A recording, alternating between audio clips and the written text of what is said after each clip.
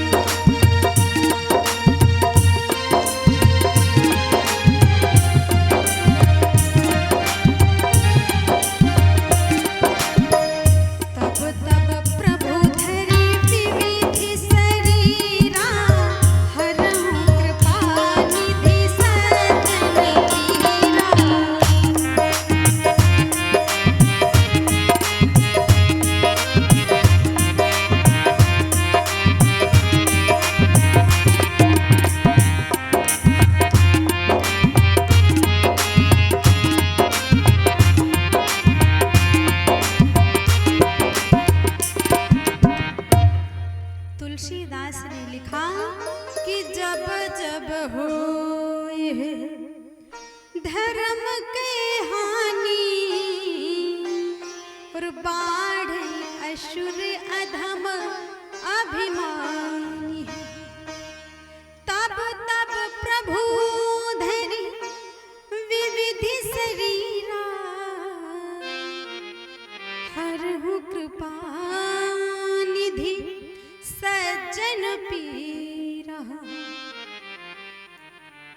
भगवान इस पृथ्वी पर धर्म की रक्षा करने के लिए, भक्तों को दुष्टों से बचाने के लिए भगवान का हर युग में अवतार होता है।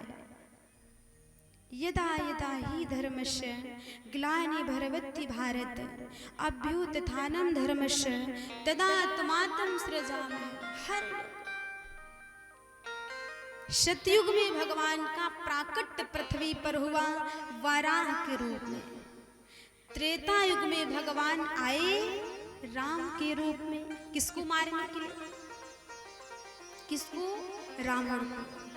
द्वापर में भगवान आए कृष्ण के रूप में, और कलयुग में आए नहीं, अभी आज आएंगे इंद्रानगर में।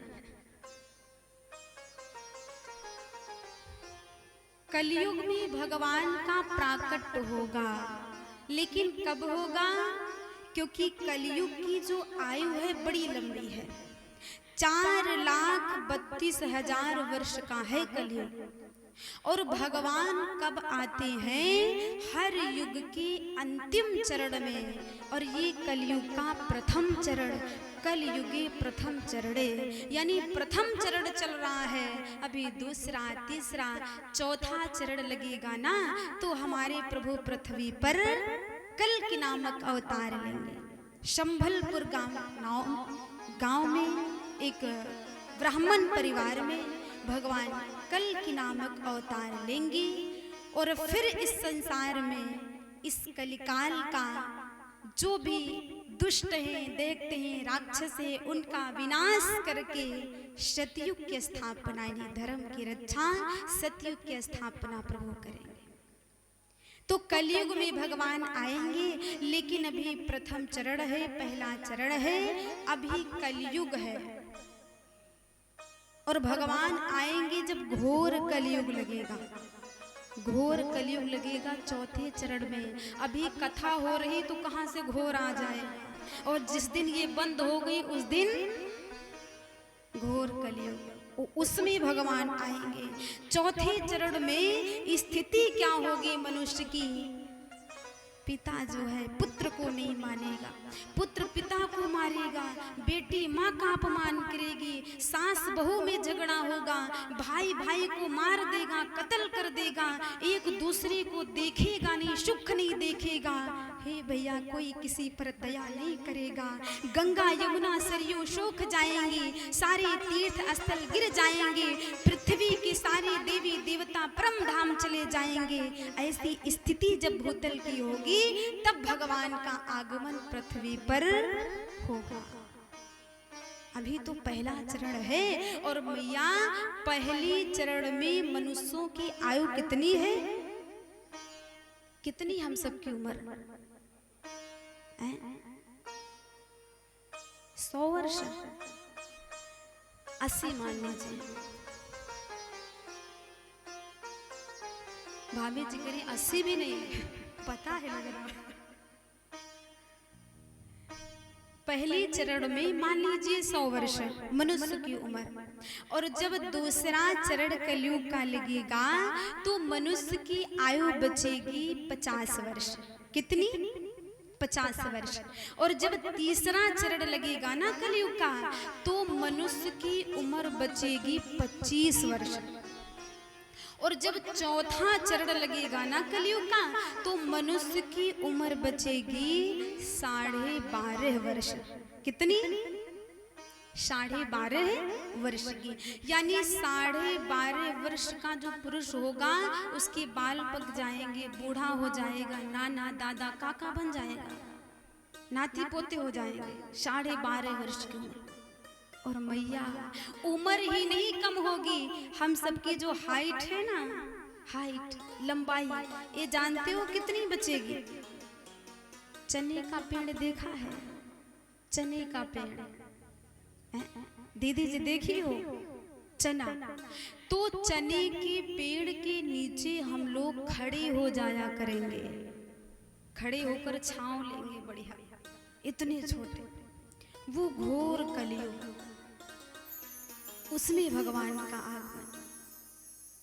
हे भक्तों, सतयुग में तो देवता राक्षस अलग अलग लोक में रहते थे। सतयुग में, त्रेता युग में देवता और राक्षस एक लोक में रहते थे, जैसे राम जी, रावण जी।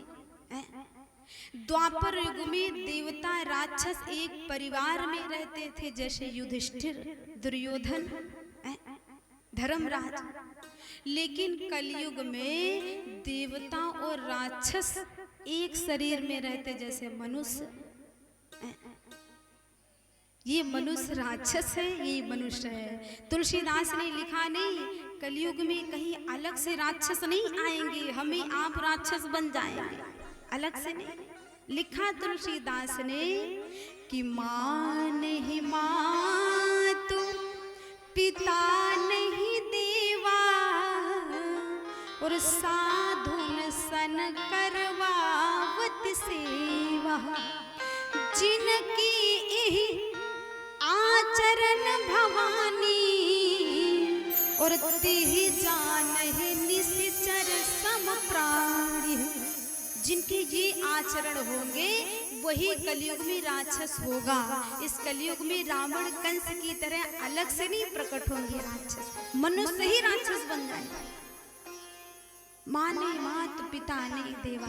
जो अपने माँ बाप का अनादर करेगा, माँ बाप को मारेगा, गुरु का अपमान करेगा, संतों को गाली देगा, बड़ों का अपमान करेगा, देवी देवताओं को नहीं मानेगा, वही तो राक्षस होगा। और उन्हीं को मारने के लिए, उन्हीं का संहार करने के लिए भगवान को आना पड़ेगा।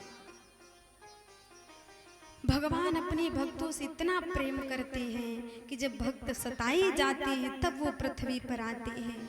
श्री सुखदेव महाराज कहते, राजन, मधुपुरी अर्थात मथुरा में द्वापर युग की बात है, एक आहुक नाम के राजा हुआ। उनके 2 पुत्र हैं, देवक उग्रसेन। उग्रसेन को मथुरा का राज्य मिला। परम सुंदरी नारी है जिनका नाम पवन रेखा, जो धर्मज्ञ है, धर्मपरायण है, पतिव्रता नारी है, सदैव पति आज्ञा का पालन करने वाली स्त्री, वो पवन रेखा पतिव्रता। माताओं, इस पृथ्वी पर बहुत सारी पतिव्रता नारियां हुई है ना, जैसे सती अनुसुईया, सती सुलोचना, सती सावित्री, वो पतिव्रता नारी थी, और पतिव्रता नारी के अंदर वो शक्ति होती है कि भगवान भी कुछ बिगाड़ नहीं सकता है। आप भी पतिव्रता नारी हैं। पतिव्रता नारी का मतलब होता है कि जो पत्नी सपने में भी पराये पुरुष को ना देखे, सपने में भी, और पराये पुरुष से नजर में नजर डाल करके बात ना करे, वो पतिव्रता है। और अगर वो पतिव्रता स्त्री है तो वो जो चाहे सो कर सकती है। एक पत्नी को चाहिए अपने पति आज्ञा का पालन करना, पति की बात मानना, सारे कार्य पति से पूछ कर करना। ये पवन रेखा के अंदर सारे गुण विद्यमान थे, हर पत्नी को चाहिए। और मैया, ये मैं नहीं कह रही, गोस्वामी तुलसीदास ने खुद लिख दिया है। नारी का धर्म क्या है, ये लिखा क्या? एक ही धर्म एक व्रत नीमा, काय वचन मन पति पद प्रेमा।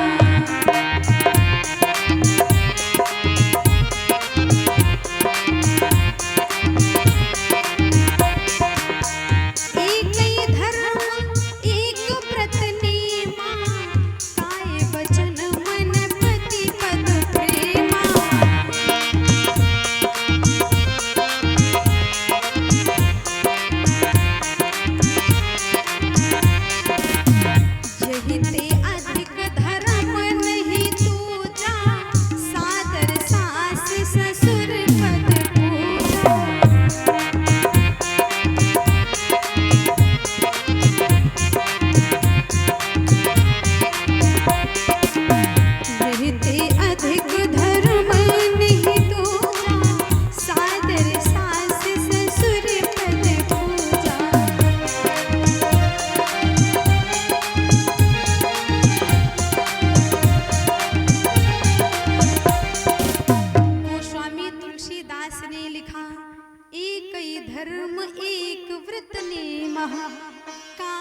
वचन मन पति पद प्रेम, यही अधिक धर्म नहीं दूजा।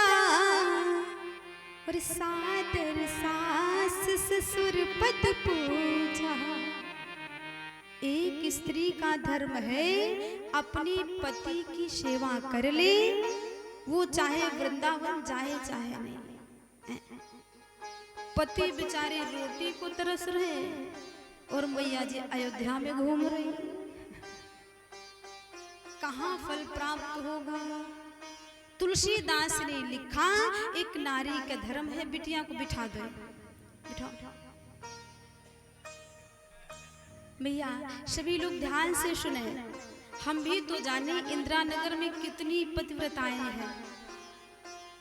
अच्छा ये बताओ, कितनी ऐसी हमारी मैया लोग हैं जो प्रतिदिन अपने पति के पैर छूती है? हाथ उठाकर बताएंगे।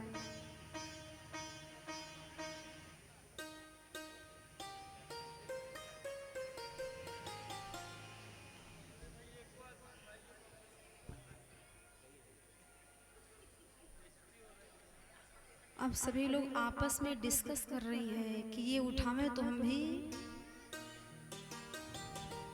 कोई नहीं।